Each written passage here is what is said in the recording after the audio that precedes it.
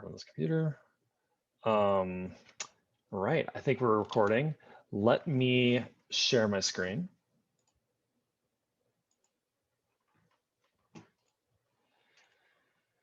So the topic for today is this idea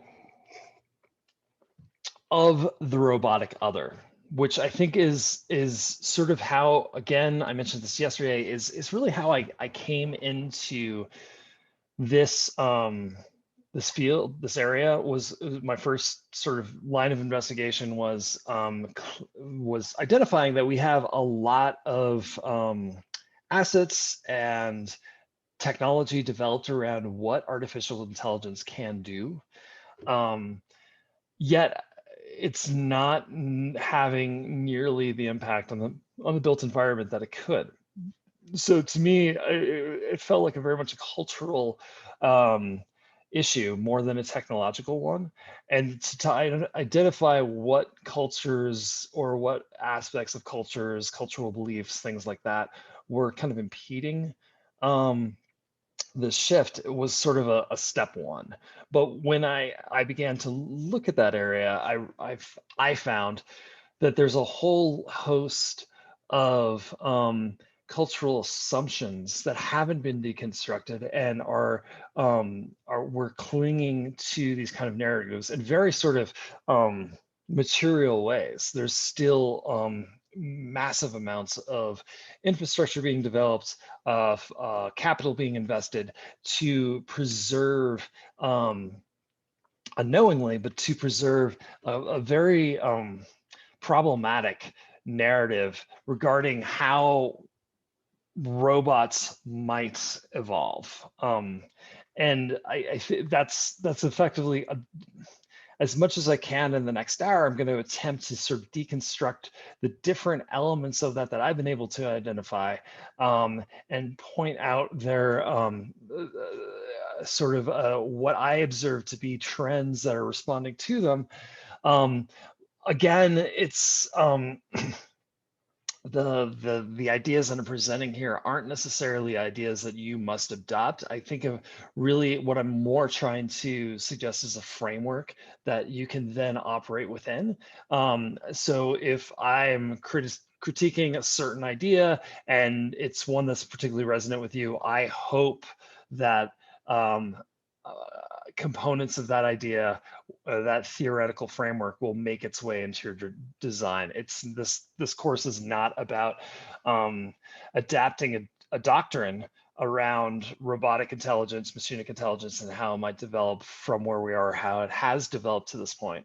It's very much about creating a more sophisticated framework to kind of work within and to bring your own ideas from. So just to make that clear as a disclaimer, yeah, I'm very much not interested in seeing you guys take a host of ideas. If you find them compelling, fantastic, but it's also not the object is not necessarily to replicate the kind of the theory that I'm working on and currently trying to develop. Just as a reminder, sort of a technical bit, this isn't posted in chat, but for those of you who are joining the live stream, welcome. It's very nice to have you here. This course is open and free, much like the idea of inclusive futures. You're more than welcome to participate. Please, when the Zoom broadcast is concluded, please go to this website. We are using a free app called Discord to be able to communicate, share work, share ideas, share tutorials in terms of developing the skills to be able to render some of these ideas that we're working on manifest. So please, at the end of the Zoom presentation, please join us on Discord. You are very much welcome. So one issue that we brought up yesterday was this idea of this kind of this threat, this idea of the robotic other as something that we need to fear and something that we need to worry about. There's a whole host of ways to deconstruct this kind of fear. One that I touched on yesterday is pointing out the the sophistication needed um, by machines to actually manifest human enslavement is we're nowhere close to having machines that can possibly do this, and to even machines that can replicate other machines is still a very nascent development within machinic intelligence, having a capacity to build better machines, sort of more efficient killers, sort of the Terminators and the Terminator franchise idea, is just to a machine to identify what things would be useful and being more effective at killing humans. That is a capacity the machines don't have, and that's really an idea called transference.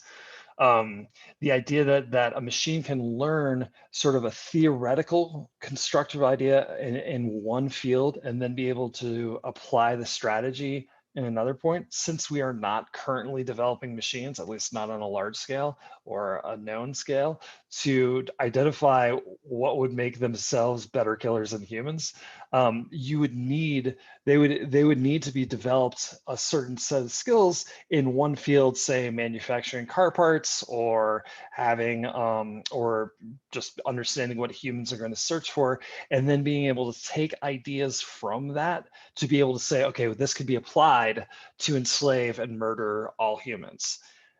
That idea of transference is not something we have developed yet. And if we have, some people might say that we have, but it's at an extremely small scale. Right. And to really the thing that we should fear is an idea called artificial stupidity, where effectively a Roomba has no idea that has a chainsaw taped to it. So therefore it goes around thinking it's vacuuming, doing a very benign activity or a helpful activity, but then actually destroying the home with the running chainsaw on the top. That's far more of a concern, and that plays into if we kind of frame things that way in terms of the danger of AI. This becomes a very different process of sort of nurturing and developing AI. It's much more akin to raising children. You don't ever allow a child to equip itself with a chainsaw on its back, or to equip it with a chainsaw on its back. You prevent the child from being around dangerous elements that could create that, and then grow up a sophistication where it can be in more dangerous environments and still be safe. That's a very large shift in approach in terms of machinic intelligence.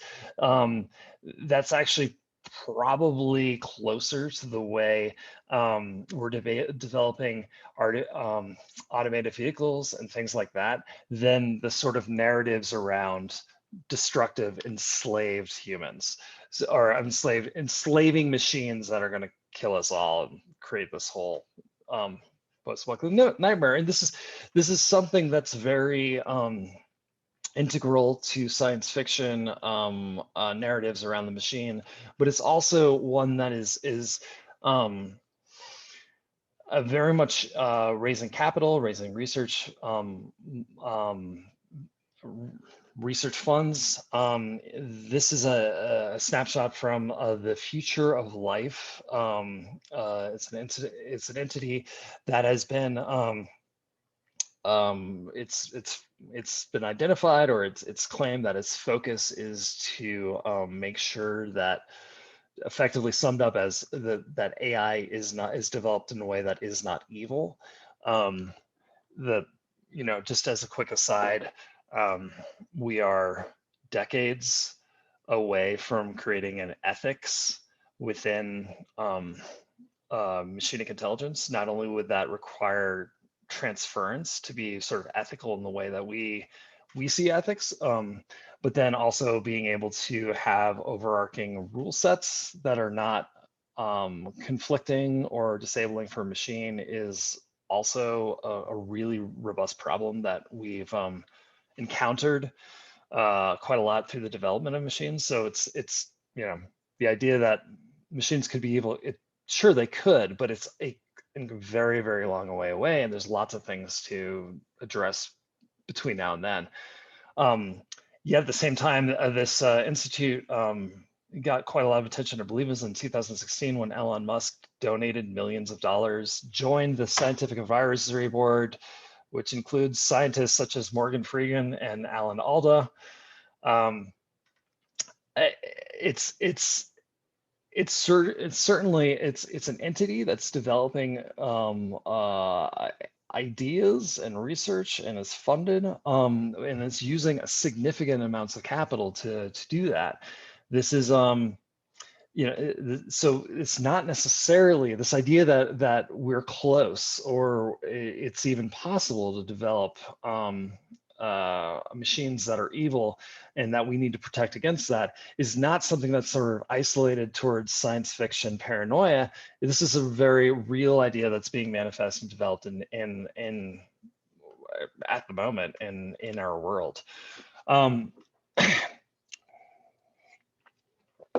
A few years back, Vanity Fair ran this image that basically is effectively a spectrum of those who are worried about AI versus those who are ambivalent or not worried. Stephen Hawking, as he was on the advisory board for Future of Life and had spoken publicly about the fear of AI and being concerned that more people weren't afraid about it, was sort of on the spectrum end of who's not afraid. But then they have people like Mark Zuckerberg and Ray Kurzweil, who Vanity Fair kind of identify as being much more supportive. And Ray Kurzweil is a particularly interesting figure in this. I'll actually go back a slide. In that he's been writing for years about this idea of the singularity, which is an idea that eventually machinic intelligence will surpass human intelligence, and that it gets a little murky from there, but then kind of this idea that we will merge with machines, or that kind of thing happens after that point. Has been sort of a very dominant vision for how machinic intelligence will be developed. And I think that it's really interesting because it's a very interesting idea at the moment, because I think it's clear that simultaneously machinic intelligence is both far more intelligent than humans, at the same time nowhere as close as intelligence. And I think part of the problem of this narrative around the singularity is that there's this idea that there's one kind of intelligence, that intelligence is a singular capacity, and that you either have it or you don't, or you have more of it or you have less. And that's simply not the case. I can tell you as an educator that I believe everyone is intelligent. Everyone's just intelligent in very, very different ways. And those intelligences working with students is actually part of is really the design problem of working with students, is to identify what one person's capacity is versus another. I mean, this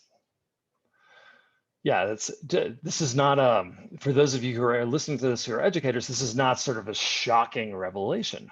But when we get into the kind of a machinic intelligence versus a human intelligence, we get into some very clear distinctions already. Big data is by definition information that humans need a computer to understand. Therefore, a computer has a capacity to understand big data that we don't. I would argue that that is very much a form of intelligence, and that much of the discussion around AI has been very focused on this idea that that machinic intelligence will be just like ours, or there is only one kind of intelligence, and they will possess consciousness in the same way, transference in the same way, and things that we are very sort of good at. Um, but yeah, at the same time, we've already developed machines that are far superior than us and far more intelligent than us in other capacities. Much of the issue that I think is that's at play here is really recognizing those other kinds of intelligences as being as viable or as useful as ours, and basically leaning into those and developing a machinic intelligence that actually does the things that machines do well.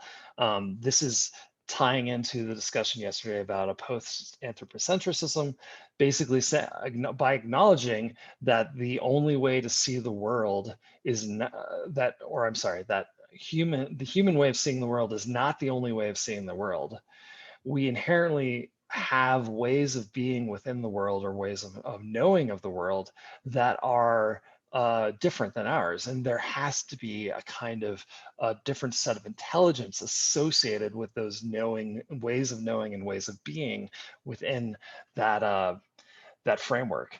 So we're going to talk a little bit more about that in a second, but I think one of the things that is interesting about the singularity, as Kurzweil describes it, is this idea that there will be a sort of parallel to humans, kind of a Neanderthal, of a machinic Neanderthal that sort of develops with us and then eventually surpasses us, that then we blend with. And much of this idea is based upon the idea of the machine being something other to us. And I want to suggest that there are already really interesting cultural forces at play that are suggesting that we are not necessarily as separate, emotionally, cognitively, physically, from machines as that narrative would suggest. We talked yesterday about the telenoid, this kind of a prosthesis for human physicality, that effectively, instead of zooming with the prosthesis or representation of a person through a screen, that you would do it through a physical object, one that can be touched, caressed, and can respond to your emotions through emotional representation. Similarly, Kissinger is a similar app which allows you, or a similar device will allow people to, through Skype on iPhones, will be able to kiss the person they're communicating with. There's already these kind of machinic doppelgangers that position themselves in place of humans through forms of digital communication. And viewed that way, I think we can say that the screen is another sort of representation of that that dynamic. When we start to consider how much screens and screen interactions serve as a mechanism for finding romantic partners, or at this point, sort of in a post or in a COVID-19 landscape. Unfortunately, we're very much not post COVID-19, but in a COVID-19 landscape, that screens are very much serving as proxies for humans in a wider range of applications. Then the boundary between the machine and the human is being eroded, because we're starting to actually see machinic representations as communicating the intentionality, emotional capacities, other elements of humans within the screen, or through the telenoid or Kissinger or what have you. And I think that it's really worth considering that these digital impulses are easily manipulated and easily reconfigured to no longer represent directly the intentionality of someone on the other side of the screen.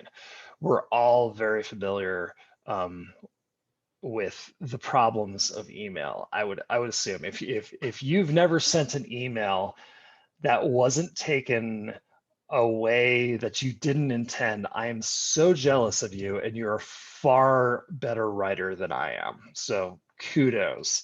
Um, I personally have sent many emails that have been absolutely catastrophic and disastrous. Texts as well. We know that the abstraction of the complexity of emotional space, intentionality, desire through the written word can be problematic. It also can be abstracted through screens as well. You guys have been on, likely have been on Zooms where there's been massive miscommunications and massive misreads based off of not having someone present in the same way that you would if you're in a room, and expecting Zoom to sort of serve that purpose, which I believe it really can't, which is one of the reasons why I'm a big fan of Discord. I can talk more about that later. In the film Moon, Sam Rockwell discovers Sam Rockwell is effectively a miner on the moon who is on the dark side of the moon and has limited communication with Earth. He has this capacity to ever occasionally be able to send messages to his wife and receive messages, but they're intermittent and sporadic. What he learns, and I apologize, this is a sort of a spoiler alert, so my bad. Just if you plan on watching the movie, just do something else for a second. It'll be done in 30 seconds, so just tune back in 30 seconds. I apologize. But what he learns is that he's a clone, and that there's been like 6 or some large number of clones before him, and his sending of messages, he's been assuming that the person on the other end has been receiving them and sending messages back, but he actually hasn't at all. He's been sending messages, and then there's been the messages that the original Sam Rockwell character received were just sent back to him in a similar order, and that there's this kind of manipulation happening where he feels like he's being developing his relationship with his wife, but he's really being completely misled through the technology to basically continue to mine on the surface of the moon. And his alpha has actually the original version that the clones are based off of is actually at home and enjoying their life, while the clones are being misled into this dynamic and this trap through digital communication, which sort of starts to pressure this idea of the machine being separate from us to a degree. And before I go more into that, I do want to touch on this really interesting capacity. The first time I presented on this, it was a Creative Mornings probably 5 or 6 years ago.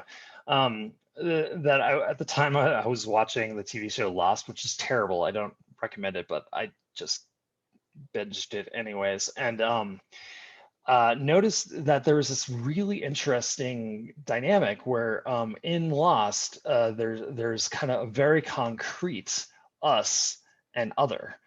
But as the seasons progressed, that there's like this complete inclusion of the other into the us, where the point where like basically the vast majority of the bad guys end up being the good guys by the end of the show, and it kind of plays into this. But there's also a similar dynamic of how the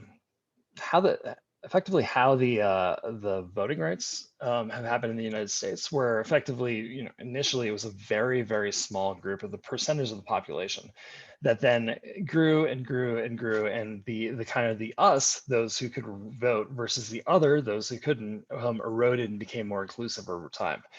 And I don't really feel like there's a whole bunch of similarity between these two things. There's not like a similar dynamic here, but both of these show different ways of how what we may at one point see as sort of an other may very soon become part of the us. And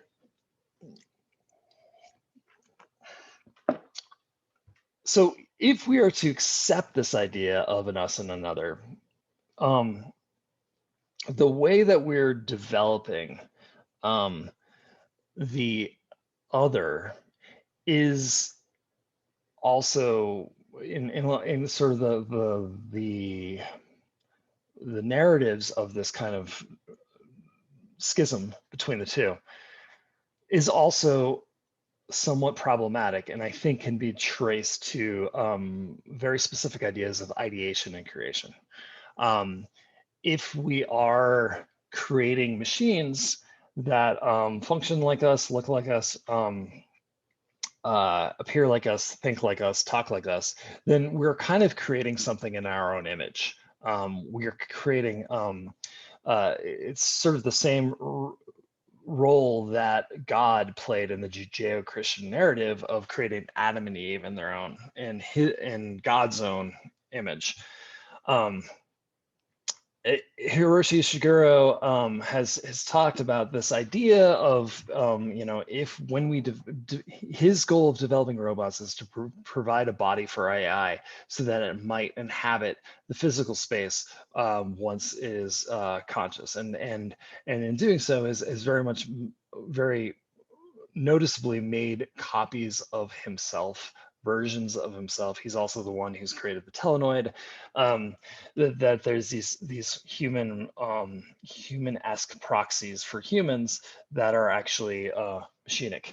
But this kind of, though it's very sort of glaring and obvious in Ishiguro's work, there's much more subtle representations of this idea of an extension of us, or us creating something in our own image that are pervading other facets of culture. In Tron, the movie, both of them, they're the programs that are created by humans that then kind of run amok and do their Tron-y things, look just like the humans that created them. Like they have they're played by the same actors, they have the same faces, they're very much this kind of creation of a human doppelganger within the cyberspace. But there's absolutely no reason why they would ever actually look like a human, or even have a bipedal form. And that's never explained. It's actually it's a very useful sort of locating device, so you can tell which program is which, because you know which creator created which program, and therefore you identify the creator and see them running around and know what's happening in the story more effectively. This idea, beyond sort of the Judeo-Christian narratives of creating something in its own image and doing it in the way akin to the way that God did, therefore it's it's therefore effectively we're playing God with this sort of stuff, is super problematic, and it creates a very loaded discussion about that, because you start talking about religious ideas. But I think there's a much more sort of pragmatic connection with this, which is that this idea that machinic intelligence is something that we would directly create and would come from us and with intentionality is very much akin to the kind of the modernist ideals in the modernist relationship between design and designer. So if we're to think about the modernist framework for how designs were created, the Howard Roark idea of the one person who has the vision that can be implemented and fixed the world. The Frank Lloyd Wright idea, who Howard work was based off of, that he shakes his sleeve and great designs fall out. This is a very direct sort of kind of intentionality and ideation about machinic intelligence that that is difficult to apply within a machinic intelligence from what we know about it so far, and has some anchors to it that if we jettison, there's a much more robust, much more promising and optimistic vision for how machinic intelligence might be created. So to unpack all of that a little bit,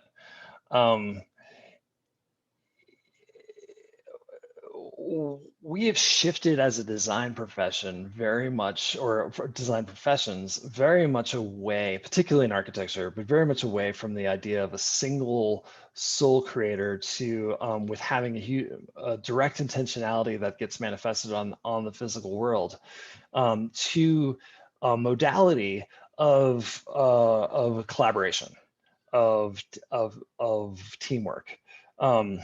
In that mode, there isn't necessarily the ideation of a single individual that's being deployed by the entire team, but frequently, and we're gravitating more and more towards this, we are utilizing the team to actually create an emergent design condition from that. When we start to integrate coding, emergent design,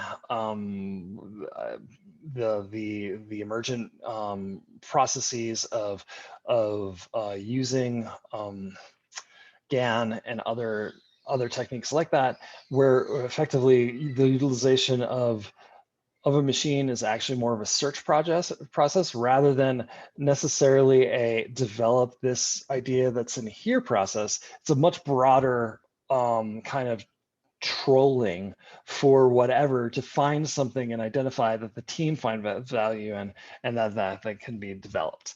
When we look at the literature around GAN and around these kind of deep dream image based technologies, there is a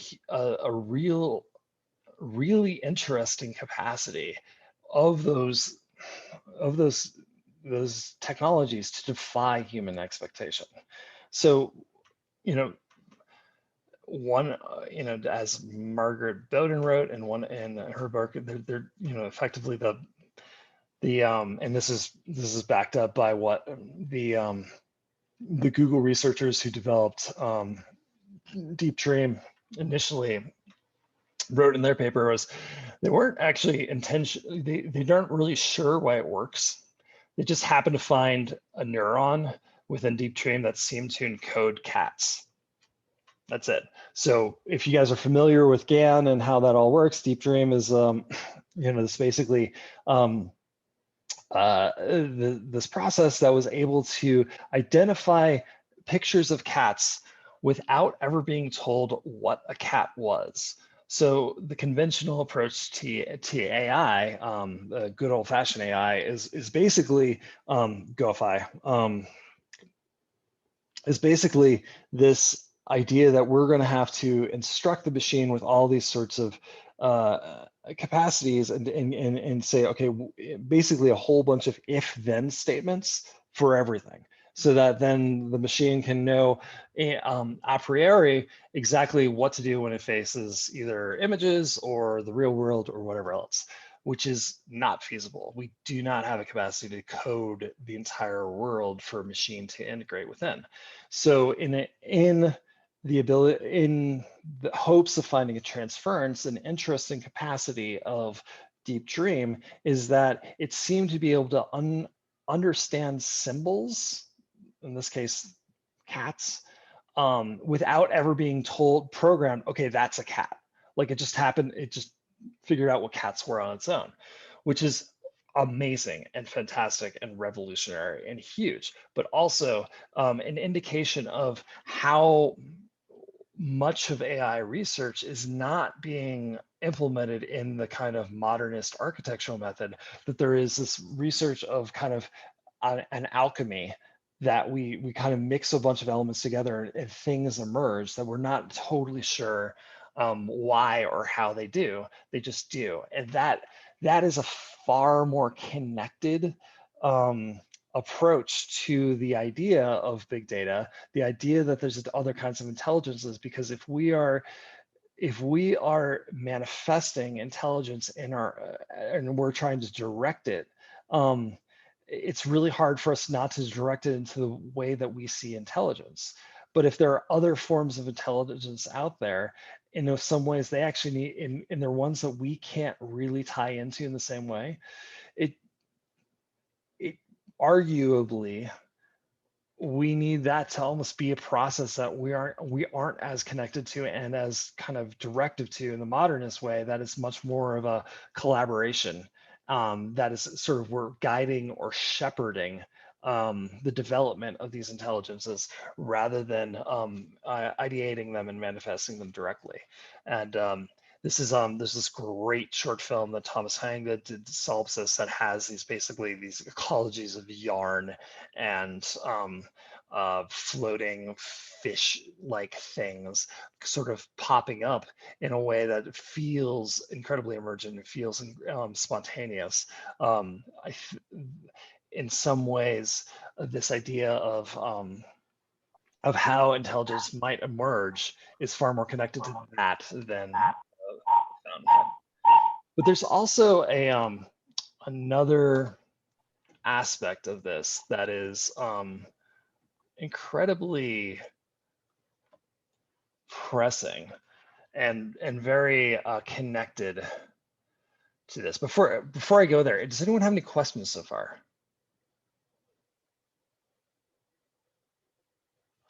Just check the chat, make sure everyone's okay there too. All right. So I think that it's worth noting that the difference between machine and human and sort of this idea of a singularity, that there can only be one, and to quote the Highlander movie, and that there will be one dominant planetary actor, is very much pressured by theoretical developments as well as computational developments. User did not understand the connection to the show Lost. Thank you, User.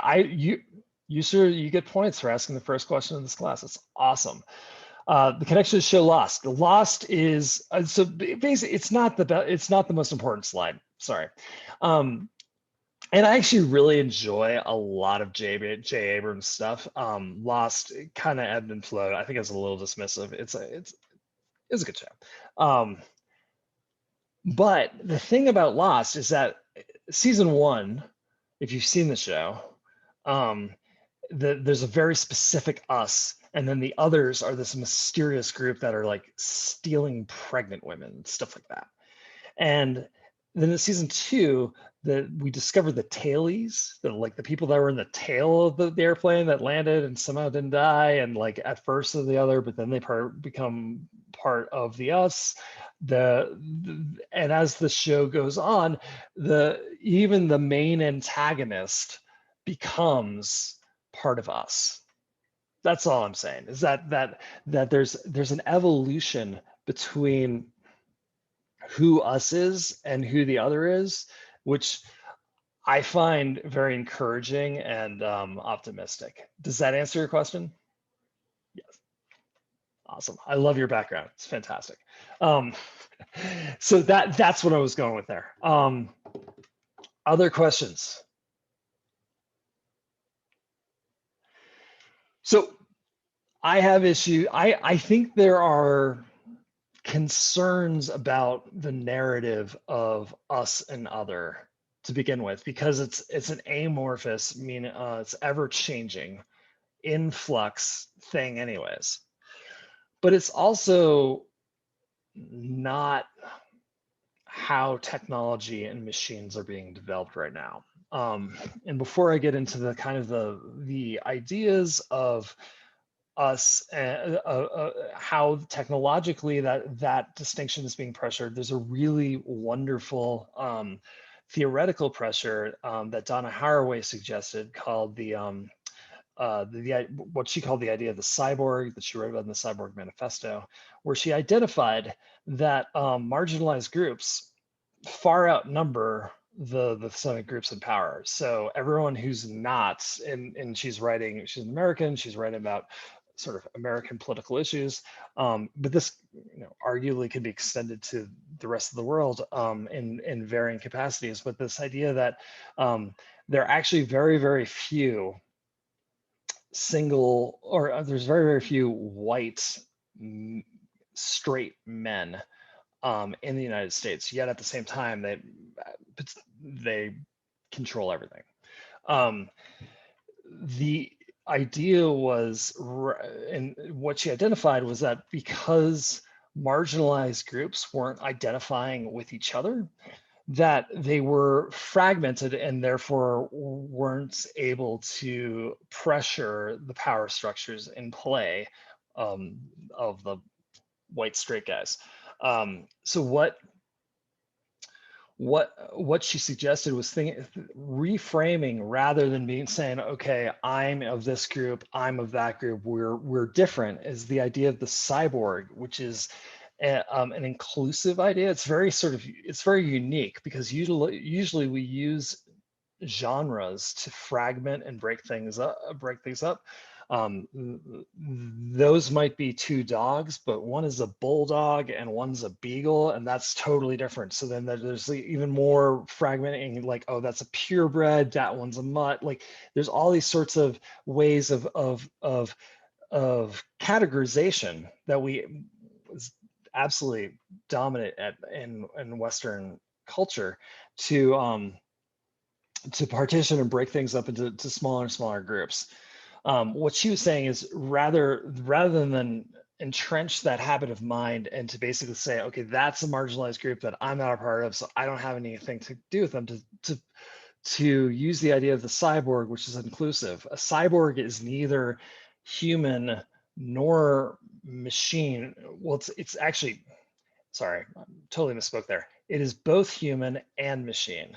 It's not one group or the other, it's both and at the same time, which is a really, really unique capacity that we have. So she was saying, rather than breaking things up further, but to actually see other marginalized groups as being a cyborg, then the marginalized groups far outnumber the dominant groups, and you can have greater pressure for more change in that sense.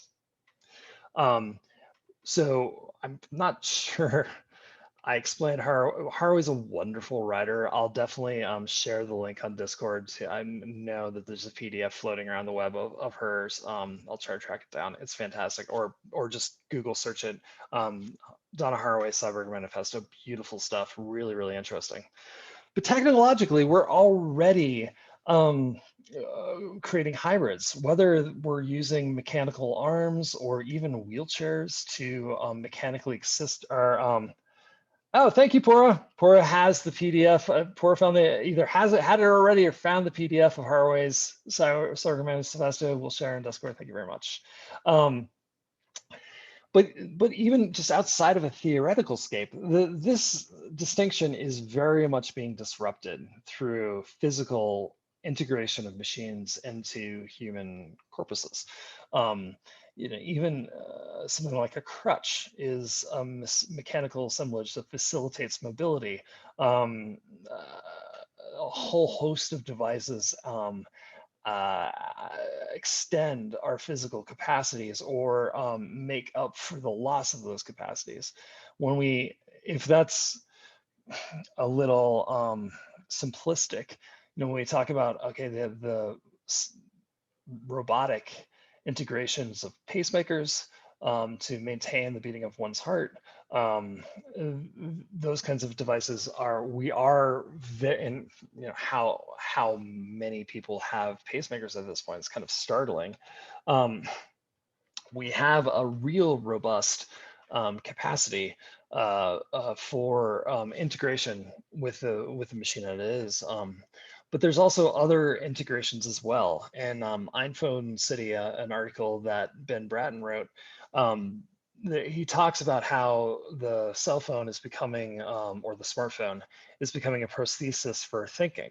So rather than the kind of the prosthesis of, in the sense of a mechanical arm that's taking place of a physical one, the prosthesis of a capacity of our brains are being augmented or extended through iPhones, and this becomes very prevalent when you take into account the discussions around spelling, that there's concern that people are losing a capacity to spell because of spell check, which is a really interesting idea, that we're actually traditionally learned that capacity in a certain way, and now that's being removed and transplanted into the machine, that the machines are helping us or augmenting our capacity to spell through different forms of spell check.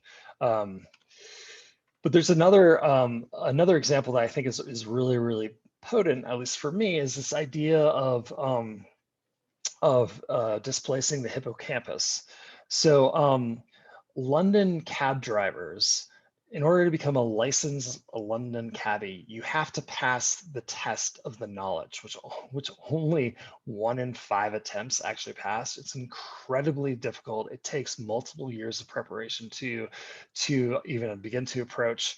And because of London's extensive twisting, turning streetscape, in order for a cabbie to be able to navigate it successfully, this became the development of the this became a way of making sure that cabbies would be able to address that navigation effectively.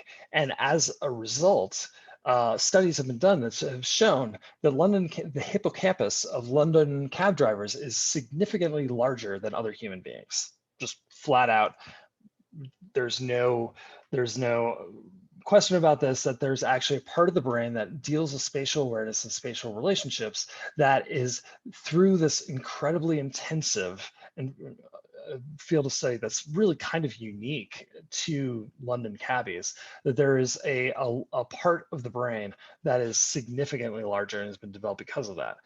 But when we think about how many people, particularly in the United States, will travel with multiple GPS devices, whether it's your smartphone or a device within your vehicle, we can very much attest that the hippocampus is being displaced and removed and turned into and utilized through a mechanical prosthesis that then guides us spatially, and that we are not developing hippocampus, certainly not in the way that London cabbies did, but then also not in the way that we've traditionally have, because of this sort of mechanical tool that is arguably replacing a lobe of our brain.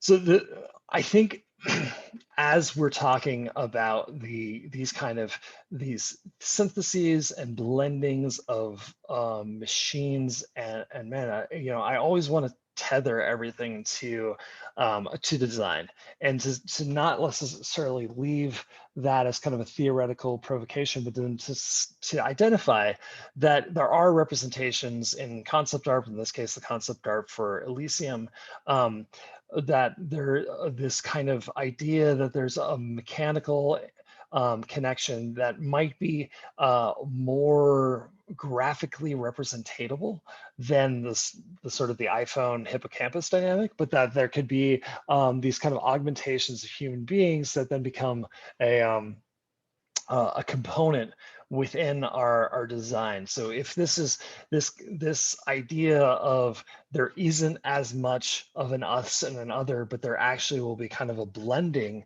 of machine and human, then to kind of look at how these representations have been traditionally described is probably a helpful step in the process at this point. I think Neil Blomkamp, who directed Elysium, has a real knack for describing robotic componentry, particularly as it melds with humans. I'm going to show you guys a clip of his in a few minutes, but there's some really compelling graphic strategies here for representing this kind of the synthesis and this melding. But there's also much more conventional or much more traditional versions of this as well. The Ridley Scott's Alien described this idea that the ship, the found alien ship that had the alien eggs on it, that started the whole mess, was actually an extension of this character that fans have called the Navigator, that effectively grew out of the Navigator, and that there's kind of this idea that this alien and the ship were sort of one, and that there's this mechanical blending, mechanical biological blending between the two. And that's certainly ideas that have been carried on through Prometheus and Alien Covenant.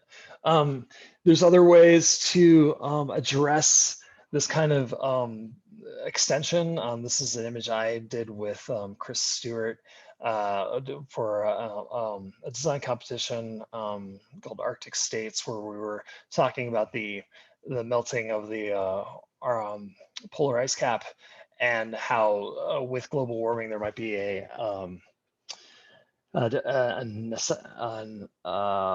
necessity for humans to live at the Arctic and Arctic poles, as well as the Himalayan plateau, and that there would have to be some kind of resource sharing between these different colonies that could be facilitated through drones, supporting them through this kind of complex seed exchange.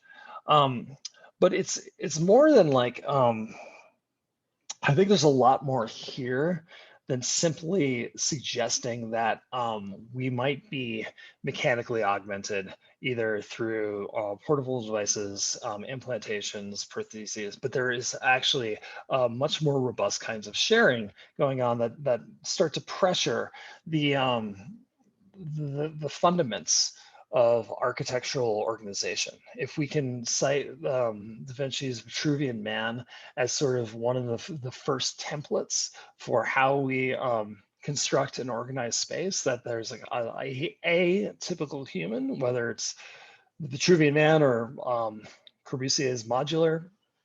But this can serve as an abstraction, a proxy, a simulation for humans, that if you design to that form, then that can be, that will serve to be able to accommodate human beings.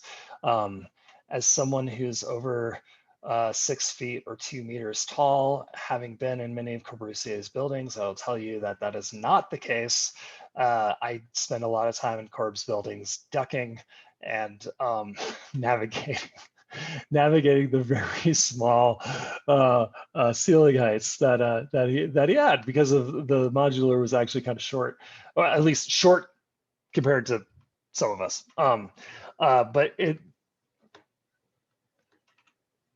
But I think that this idea that there's that space is something separate to the user is being pressured through machinic intelligence as well. For most of our history with architecture, if we could see architecture as sort of having a biological role, very much be that of exoskeleton, that it's a shell that we inhabit or find or create, that then protects us and serves us in the same way that another form of shell might.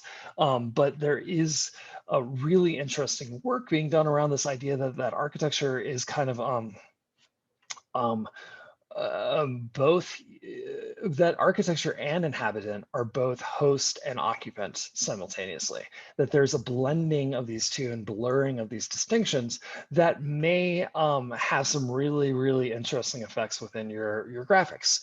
So Gvek Ozel's Cerebral Hut is a really wonderful project. It's an installation Ozel created. Believe he's teaching at UCLA at this point, but it was a pavilion that would record the neurological wavelengths through an EEG headset, and depending on the inhabitant's level of focus, the skin would undulate and oscillate at different rates. So if you were focused, it would the skin would calm down. If you were distracted and at a party, like you're just hanging out and not really paying attention, then it would undulate quite a lot. So that there's this effectively this extension of our neurological activities upon the skin of these this installation. I think this is particularly interesting given the technology that Ozel is using. These headsets have been proven to be able to predict autistic outbursts. So if there are displays of intense emotion that are not necessarily easily communicated through other means, that there are capacities for architecture to adjust and respond to them before the occupant would be able to describe them in other ways, which I think is wonderful and fascinating, and really interesting of really pressuring this kind of divide where that architecture is exoskeleton in ways that no other entity could possibly serve. I think is really, really fascinating. One student of mine, Nicholas Donato, did a similar installation where there was effectively an array of devices that would capture a myriad of inputs from a variety of users, so that this would be a more of a collective capacity to broadly affect the architecture of the space. Another student of mine, Adrian Pinnacus, proposed ideas of adaptive architecture extending to the range of aperture, so that effectively, rather than having a door that fits a person of a certain size, that the architecture would be able to identify either really any kind of either human occupant or even non-human occupants, and be able to create and facilitate an opening for them relative to their actual geometry, rather than using a typological approach of, hey, a 7 foot by 3.5 foot door will open for everybody. This is a much more inclusive and much broader approach towards dealing with basic ideas of aperture within an architecture. And certainly, as we're describing these kinds of blendings, I do want to emphasize it's incredibly helpful and productive to demonstrate blendings on the human corpus to remind to be able to indicate this kind of blending on the scale of the individual is super helpful and super effective in terms of how you're thinking about your graphics and how you're working with them. And that can broadly address a wide range of scales. One of the critics I had in my grad program, Doc Bailey, would talk about how important it is within a graphic to be able to have very, very large figures and very, very small ones. And this rendering that he did called Angel we get a sense that there's a very, very large celestial body. Doc Bailey did the animations for Steven Soderbergh's remake of Solaris, which is an absolutely beautiful movie. Check it out. Um, but in this one, we're seeing the edge of an immense celestial body, but then we see the discrete and intricate details of the angel figure that then kind of create this very this sense of depth and sense of richness that we respond to well. It's super easy for us to be working in architectural renderings at sort of the scale of the block, where it's kind of like one thing with a uniform surface and another thing with a uniform surface, and everything ends up being like, between like 6 and 24 feet. But being able to create that kind of intricacy of things that are much, much, much larger, but then also much, much, much, much smaller, creates a visual richness that's super effective. And this can be absolutely done with your representations of machines.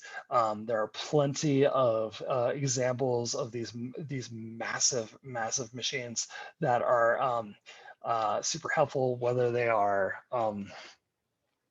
ones that are actually manifest and incorporated versus ones that are simply theoretical and speculative. And the idea that the machine can be in a wide range of applications and can have a ubiquity throughout its sort of application and use. It's not necessarily environment and machine, just as there may not be a user and environment. There's also may not be environment and machine, that there's actually user and environment, user and machine, machine environment, machine user, that all these kind of differentiations get broken up and blended together. I believe that if to take that on, you'll be creating some very rich graphics and provocations relative to how things are evolving, as this is very much connected to things that are already happening. Any questions about that?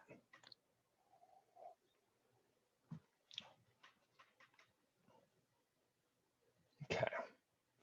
So this last section, I just want to I want to start coaching you guys a little bit,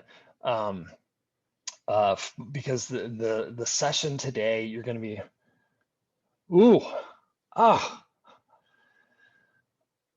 JPP has I'm sorry, JPP. I actually have no idea how to pronounce her first name because I grew up in a part of the, yeah.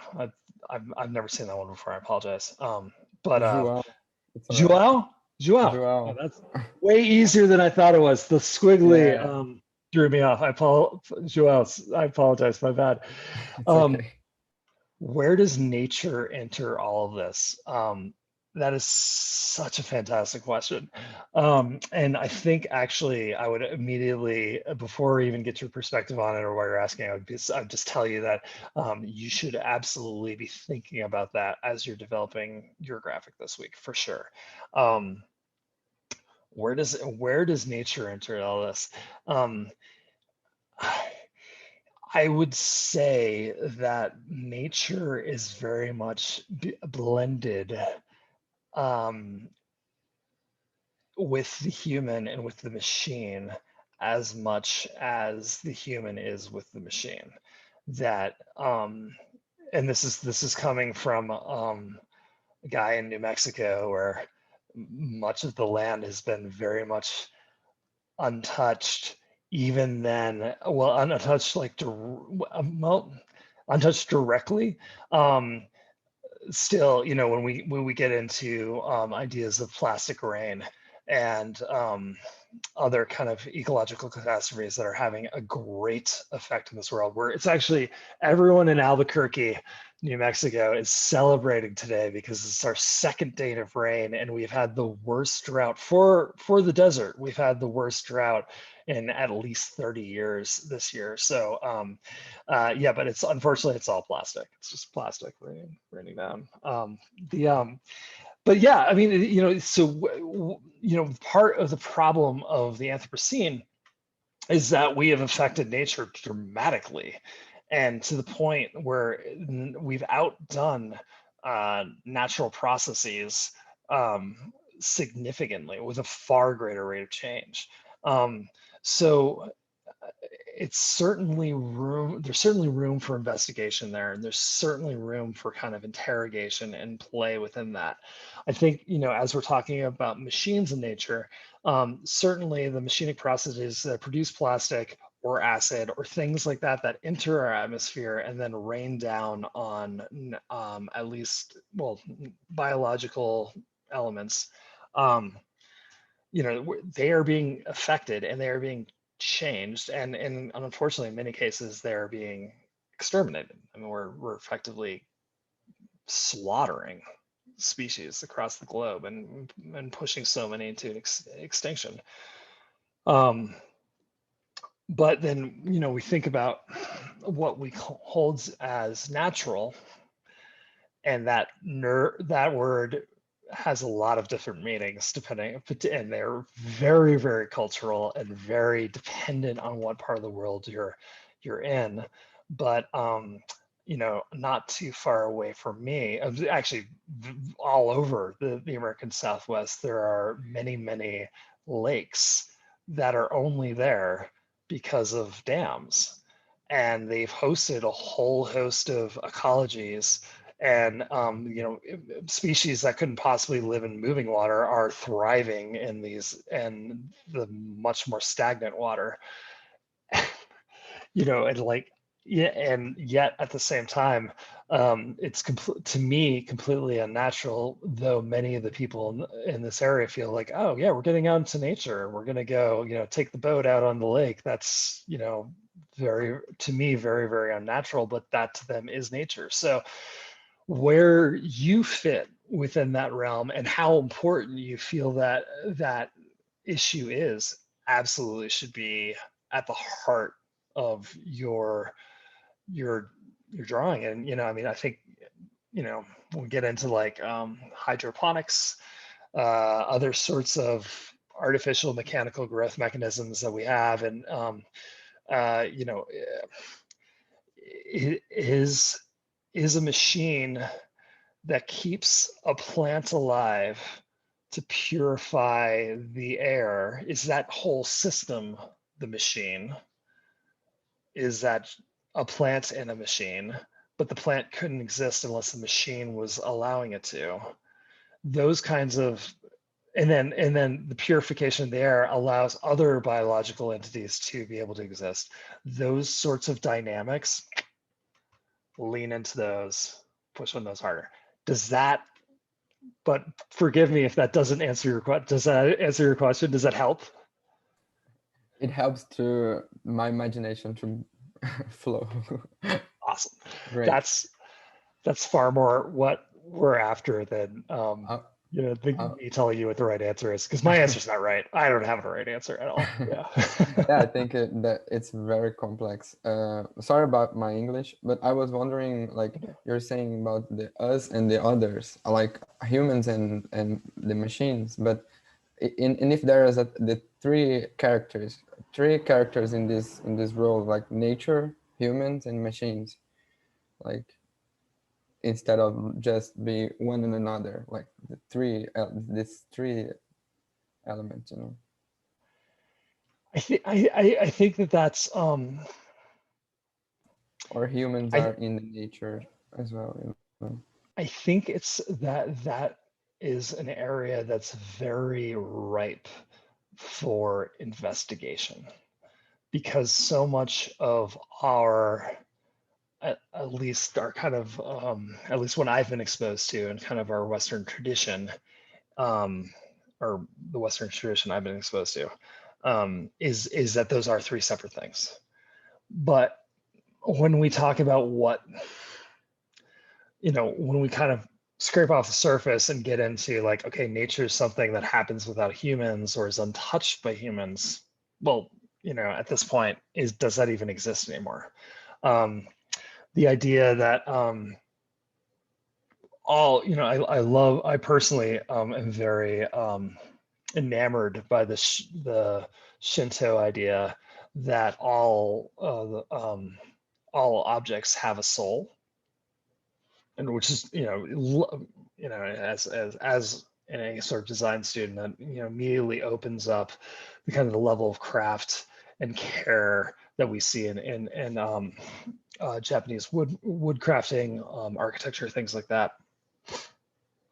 But to basically not distinguish between mechanical, or even if not mechanical, but sort of artificial construction and a living entity is a really wonderful, to me, a very compelling idea.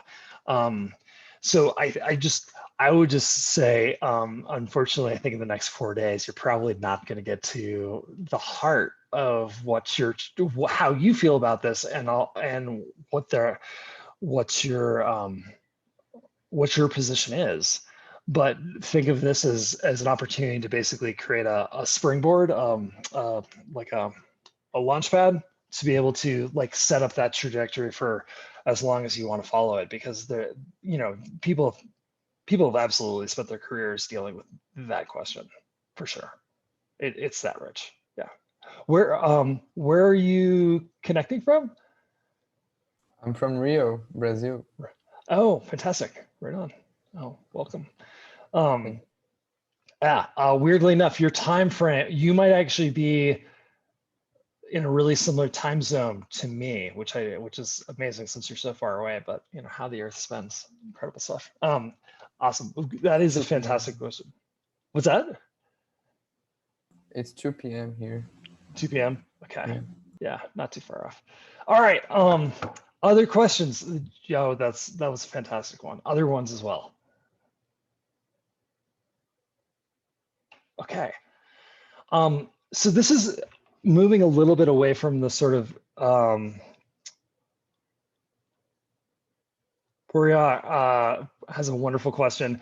Is it possible to frame it in object-oriented ontology framework and acknowledge nature, machine, and humans as equal players in an ecosystem of actors?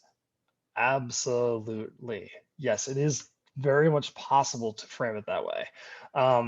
But just know that object-oriented ontology is certainly contestable, and and though I'm incredibly sympathetic to, it is a position to take, which may, if it's something that you find value within, that you could make a great contribution to the discussion by creating a graphic that then pushes that agenda or makes a case for that agenda in sort of in a graphic approach that could be really helpful. I just read the quadruple object again, and it's a really Graham Harmon's book, which is probably, at least in my opinion, the seminal text on object-oriented ontology.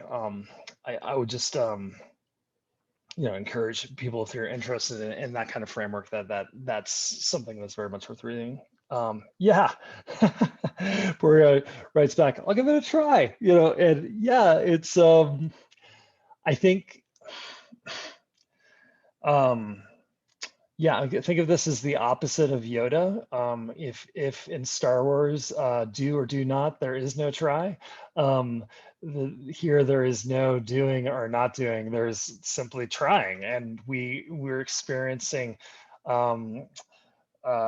these kinds of attempts and gauging them and evaluating them as go. And really, it's not uncommon for designers to put work that has a framework or a perspective out in the world, and then to later do something that's completely contrary to that, which is simply part of a designer's developmental process. And I think it's important to try out perspectives frequently. So give it a try.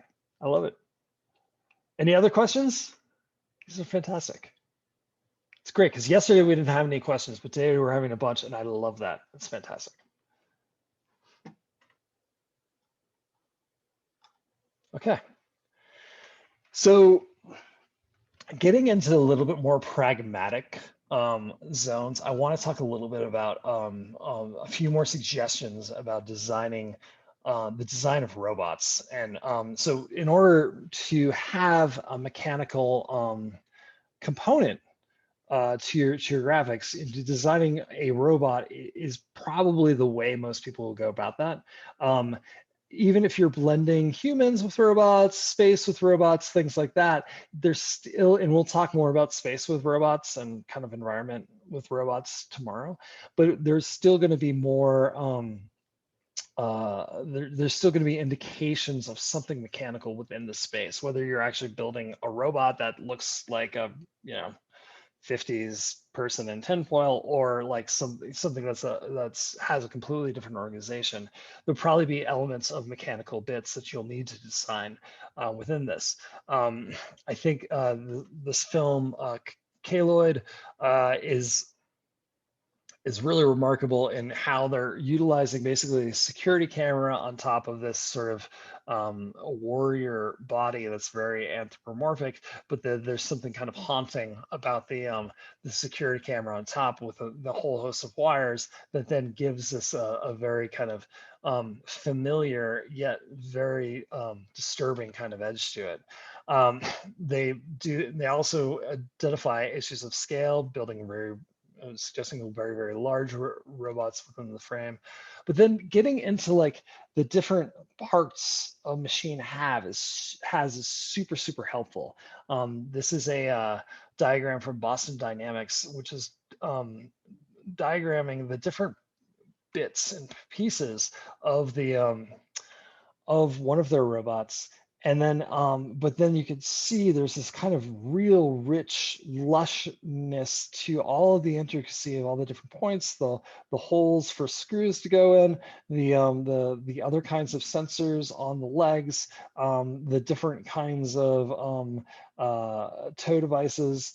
There's a real richness to this image that that the detail really helps to make sing. So definitely be cognizant of how much detail is your friend with this. By utilizing detail and having things like screw holes and wires, even if you're into a real minimalistic, simplistic robotic approach, this can really help you with your aesthetic. And to come back to Neil Blomkamp, he's an absolute master of robot design. He started as an animator, did lots of work with concept design, and in all of his films, there's these really kind of robust representations of machines that are super compelling. I have a clip of Tetraval. It's a short film. It's I think it's the first one he made that was kind of widely seen. I'm actually not going to show it right now. I'll just post it in Discord so that you guys can access it there when you want. I think we're running a little bit later than I expected, so I don't want to force everyone to watch it here. It's about 4 or 5 minutes, but I'd rather you guys be able to use that 4 or 5 minutes on the exercises. Of course, I say we're not going to watch it, and then it starts playing. But yeah, this is even when we're talking about film and how there's these incredible representations of machines in movies. A lot of all of them, especially now in the last 10 years or so, 10 or 15 years, are coming from concept artists, where they will design the machine and all its different parts and pieces, possibly show how it might be manifest within a scene, and that then becomes a part of the film in its entirety. So the first exercise I'm going to ask you guys to look at is this really interesting tutorial where this guy takes a camcorder and turns it into a robot. It's a really interesting one. If I remember right, it's sort of a time lapse, so you kind of have to, you'll probably have to stop a lot to kind of figure out what tool is being helpful where.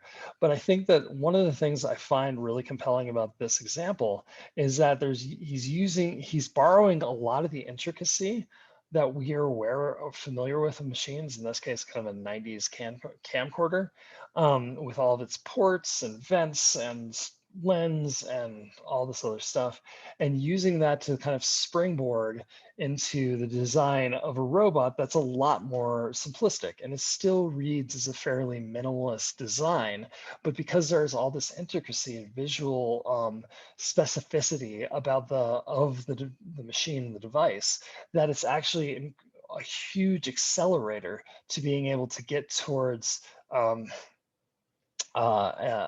of a robotic element. So if I was to say, okay, you guys have to start, you have to make something with the intricacy of the machine, of the image of the right, go. I mean, it could probably, even the fastest of you would take 4 or 5 days, I would guess. I mean, it would just be if you weren't photo batching, it would be crazy. But to start with the the image of the camcorder, and to be able to use that to leapfrog you into a place where you're really kind of just designing the much more simple elements, the kind of skin elements, basically like how this piece connects to other pieces, that kind of thing. It makes the process far shorter and far more convincing. Like it really will help a lot. So I'm going to go ahead and uh, post the tutorials for today in Discord. Please feel free to ask questions as you're doing the tutorials. If you get stuck, if you can't figure out like what tool the guy is using or something like that, just ask me, because I can help. I'm also going to post a whole bunch of images of devices I thought would be interesting to use in robot design. There's going to be another text channel that has a whole bunch there. You're not obligated to use them. Please don't feel like you have to. But for those of you who are feeling a little stuck, or like, I'm not really sure what would be helpful to start this, feel free to grab one of those, and hopefully that will help. Maybe you can follow along with this first tutorial. While you guys are working on that, I will go ahead and give you feedback on all of the submitted images that you have. If you have not, if you have an image from yesterday that you developed for today and you'd like to get feedback on it, just go ahead and message me on Discord. I will address it there. And yeah, let's go ahead and do that. I will go ahead and post the link for the Discord server again in chat, just in case someone hasn't been able to access it. I'll post it there again. I'll see you guys on Discord, and thank you so much.